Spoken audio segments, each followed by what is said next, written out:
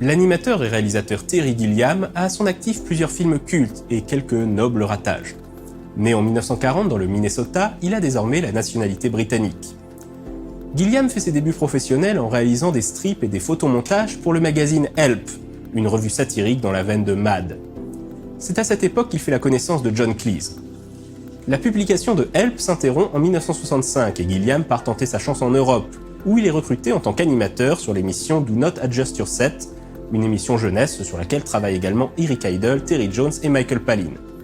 Tout naturellement, Gilliam trouve sa place au sein du projet qui deviendra le Monty Python Flying Circus, même si sur les premiers épisodes, il n'est crédité qu'en tant qu'animateur. Il sera plus tard considéré comme un membre à part entière de la troupe et participera également au sketch. Mais Gilliam s'intéresse également à la mise en scène. En 1975, il co-réalise Sacré Graal avec Terry Jones. En 1977, il réalise en solo Jabberwocky, un film de fantasy satirique dont le héros est interprété par Michael Palin. Le film recevra un accueil mitigé. En 1981, il entame ce qu'il appellera la trilogie de l'imagination avec Time Bandits, ou Bandit Bandit en France. Suivra Brasil en 1985 et Les aventures du baron de Munchausen en 1988. Ces trois films ont pour thème le pouvoir de l'imagination pour échapper aux difficultés de la vie quotidienne, à travers trois perspectives, celle d'un enfant dans Time Bandits, celle d'un adulte dans Brasil et celle d'un vieil homme dans Les aventures du baron de Munchausen. Ces trois films sont des bijoux. Désormais un réalisateur en vogue à Hollywood, Gilliam réalise en 1991 le très beau The Fisher King avec Robin Williams et Jeff Bridges, où il renoue avec le thème de la quête du Graal. En 1995, c'est au tour de L'Armée des 12 singes, film de science-fiction avec Bruce Willis et Brad Pitt, inspiré du court-métrage La Jetée, réalisé par Chris Marker en 1962.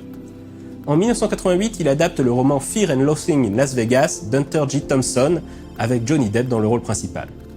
Il attaque alors un projet qui lui tient énormément à cœur, L'homme qui tua Don Quichotte, avec Jean Rochefort, Johnny Depp et Vanessa Paradis.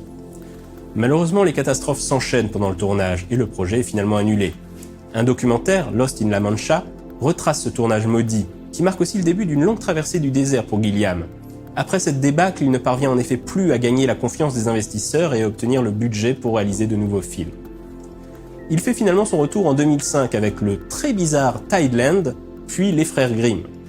Suivront l'Imaginarium du Dr Parnassus en 2009 et Théorème Zéro en 2013. Tous seront accueillis plutôt fraîchement par la presse et le public. Après plusieurs tentatives avortées, Gilliam a enfin pu tourner son Homme qui tua Don Quichotte, cette fois-ci avec Jonathan Pryce. Le film est actuellement en post-production et devrait sortir sur les écrans en 2018. On espère qu'il brisera enfin la malédiction qui accable le réalisateur depuis près de 20 ans. Et le moment est venu de vous laisser voter pour le sujet de la prochaine Minute du Geek. Devrait-on parler du magazine Mad, du film Brasil ou du personnage de Don Quichotte? Rendez-vous sur le forum de No Life pour faire votre choix et à la semaine prochaine.